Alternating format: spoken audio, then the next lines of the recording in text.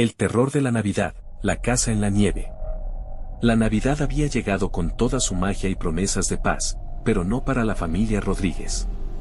Aquella Nochebuena, se encontraban viajando a una casa aislada en las montañas, en busca de escapar del bullicio de la ciudad y disfrutar de una celebración más íntima. La casa, antigua y algo deteriorada, les había sido recomendada por un viejo amigo de la familia, quien insistió en que sería el lugar perfecto para desconectar del mundo y vivir una Navidad tradicional.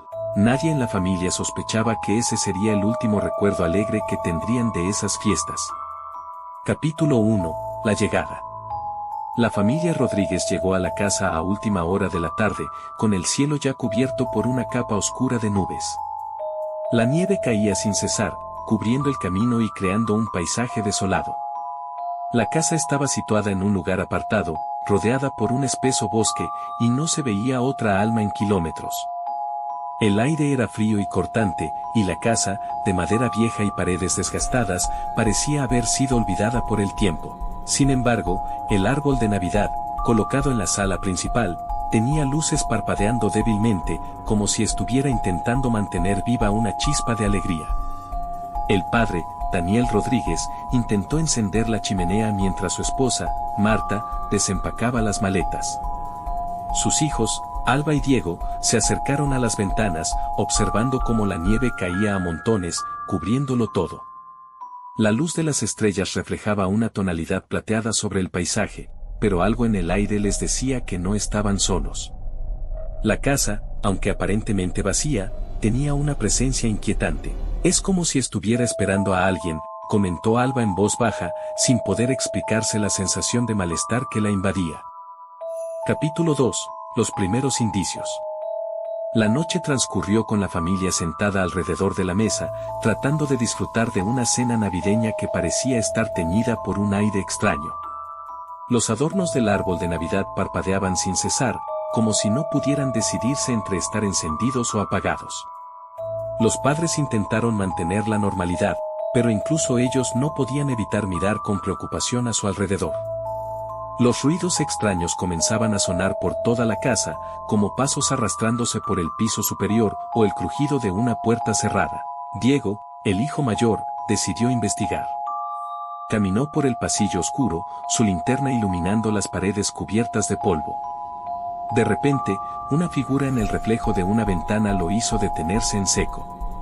Era una sombra oscura, apenas perceptible, que se deslizaba por el jardín. Miró hacia afuera, pero la figura desapareció tan rápido como había aparecido.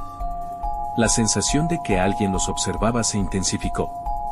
Esa noche, Alba fue la primera en experimentar algo realmente perturbador. Mientras intentaba dormir, algo la despertó en medio de la oscuridad. Miró hacia la ventana, donde vio una figura humana en el patio. La nieve cubría el suelo, y la figura parecía moverse lentamente hacia la casa. Al principio pensó que podía ser un vecino o un viajero perdido, pero no había huellas en la nieve, solo una figura que parecía estar esperando en la oscuridad. Los ojos de Alba se abrieron de par en par cuando la figura se inclinó hacia ella, mirándola a través del cristal con una intensidad que la heló hasta los huesos. Capítulo 3. El primer encuentro. Al día siguiente, la familia decidió explorar un poco más la casa. A pesar de las inquietudes, pensaron que tal vez estaban imaginándose las cosas. El lugar era viejo, y los ruidos eran normales en casas tan antiguas. Pero a medida que exploraban más, comenzaron a notar detalles extraños. Los adornos de Navidad estaban colocados de forma desordenada, las sombras parecían alargarse más de lo que era natural, y algo en el aire parecía cambiar cada vez que se acercaban a la sala principal. En un rincón polvoriento, encontraron una figura de Santa Claus antigua, de porcelana rota. Aunque parecía inofensiva al principio, había algo en sus ojos vacíos que los hacía sentir incómodos. Marta, la madre, la levantó y la examinó más de cerca. No podía quitarse la sensación de que esa figura no era solo un adorno, sino que estaba observando a su familia con una malicia que no podía explicar. Esa noche, después de una tensa cena, comenzaron a suceder cosas más extrañas. Las luces del árbol de Navidad parpadearon con intensidad y luego se apagaron por completo. La chimenea, que antes ardía con fuerza, se apagó de repente. Cuando Daniel se levantó para investigar, vio una figura de Santa Claus en la sala, con los ojos ahora brillando con una luz oscura, como si estuviera vivo. Su rostro, que antes parecía sonriente, ahora estaba distorsionado, en una mueca que mostraba una expresión grotesca de rabia. Capítulo 4. La revelación del secreto. Al día siguiente, la familia intentó hacer frente al miedo que se había instalado en la casa. Decidieron ir a la biblioteca del lugar, con la esperanza de encontrar alguna explicación. Fue allí donde descubrieron que la casa había sido construida muchos años atrás por una familia que había desaparecido misteriosamente en una Navidad. Según los viejos diarios que encontraron, los padres de la familia habían sido asesinados brutalmente en la noche de Nochebuena, mientras que los niños desaparecieron sin dejar rastro. La leyenda decía que los espíritus de los muertos regresaban cada Navidad para buscar venganza, atrapando a cualquier familia que se hospedara en la casa. Daniel, aún incrédulo, intentó salir de la casa con su familia, pero las puertas y ventanas no respondían. La casa estaba sellada por una fuerza invisible, como si se hubiera cerrado contra ellos. El terror comenzó a apoderarse de todos cuando, una vez más, vieron al Santa Claus maldito, ahora mucho más cerca, con una sonrisa macabra en su rostro. No era solo un muñeco, sino la manifestación de una entidad maligna que había estado esperando para poseer la casa una vez más. Capítulo 5. La huida. Con cada hora que pasaba, la familia se encontraba cada vez más atrapada en la casa. Los ruidos extraños se convirtieron en susurros, y las sombras se movían con vida propia. La figura de Santa Claus acechaba desde las esquinas, mirando con ojos vacíos pero llenos de una intención maligna. Los miembros de la familia intentaron de todo para escapar, pero cada vez que lograban llegar a una puerta, algo los detenía. Ya no estaban en control de la situación, la casa parecía estar jugando con ellos, guiándolos de vuelta al centro de la pesadilla. En su desesperación, Marta y Daniel intentaron proteger a sus hijos mientras buscaban una salida, pero la casa parecía cerrarse a su alrededor, como si los muros los estuvieran tragando. Al llegar al vestíbulo, un chillido aterrador resonó por toda la casa, y la figura de Santa Claus apareció frente a ellos. Pero esta vez, ya no era una figura de porcelana. Era una presencia, una entidad que se alimentaba del miedo. Finalmente, con un último esfuerzo, lograron salir al exterior, pero no sin perder algo en el camino. Los miembros de la familia estaban marcados por la experiencia, y aunque lograron escapar, la casa, en la lejanía, aún podía verse, como si los estuviera observando. Capítulo 6. El regreso del terror. Aunque la familia Rodríguez abandonó la casa esa noche, las marcas de lo que vivieron no desaparecieron nunca. Todos, de una forma u otra, quedaron atrapados por el horror que habían experimentado.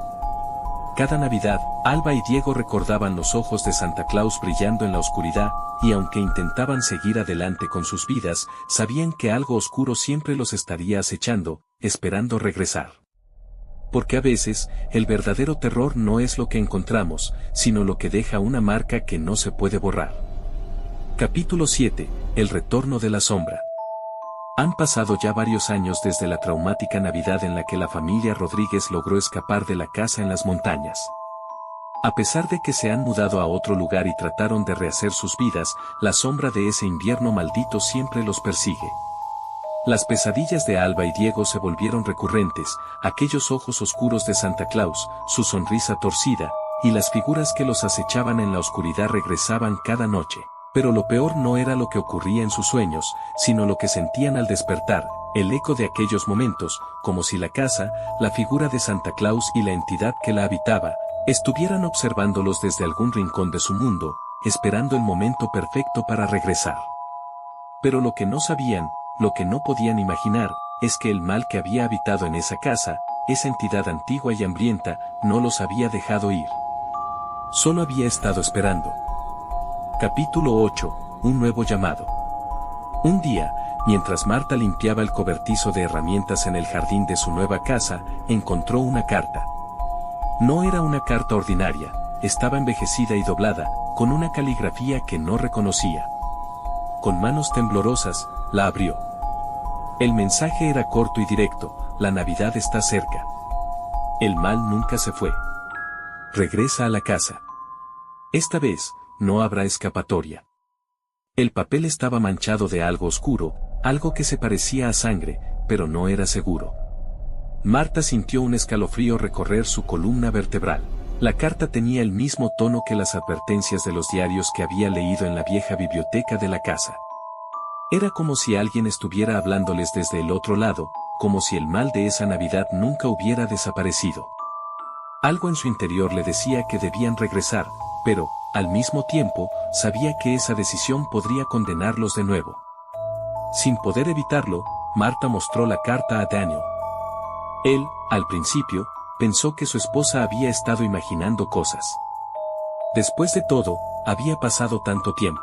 Sin embargo, cuando vio la expresión de pavor en su rostro, cuando sus hijos, Alba y Diego, comenzaron a recordar más detalles de aquel horroroso invierno, el miedo se apoderó de él también. Con la angustia apoderándose de todos, la familia decidió enfrentar lo que habían dejado atrás. Había pasado demasiado tiempo, y aunque sabían que regresar era un riesgo, también sabían que si no lo hacían, el terror seguiría persiguiéndolos. El mal que se encontraba en esa casa no los dejaría en paz. Así que, a pesar del miedo, empacaron nuevamente, como en la Navidad anterior, y viajaron hacia el lugar que los había marcado para siempre. Capítulo 9. La casa, siempre presente. El viaje fue largo y pesado. Aunque la carretera estaba en malas condiciones por la nieve, parecía como si el paisaje mismo estuviera preparado para recibirlos. Aire frío se filtraba por las rendijas del coche y cada kilómetro que recorrían se sentía más opresivo. La atmósfera parecía densificarse, como si la misma naturaleza estuviera siendo arrastrada por la oscuridad que acechaba en la casa. Cuando llegaron, todo parecía igual, o incluso más siniestro. La casa estaba envuelta en una neblina espesa, casi como si estuviera hecha de niebla. El árbol de Navidad en la sala estaba muerto, las luces no parpadeaban y un silencio absoluto reinaba en el aire. El paisaje, que antes estaba cubierto de nieve, ahora parecía una capa de blancura sucia, como si algo maligno estuviera consumiendo lentamente todo a su paso. No deberíamos haber venido, murmuró Alba, sintiendo un escalofrío al ver la figura de Santa Claus en la ventana de la sala, observándolos desde dentro, como si estuviera esperando su regreso. Pero ya era demasiado tarde.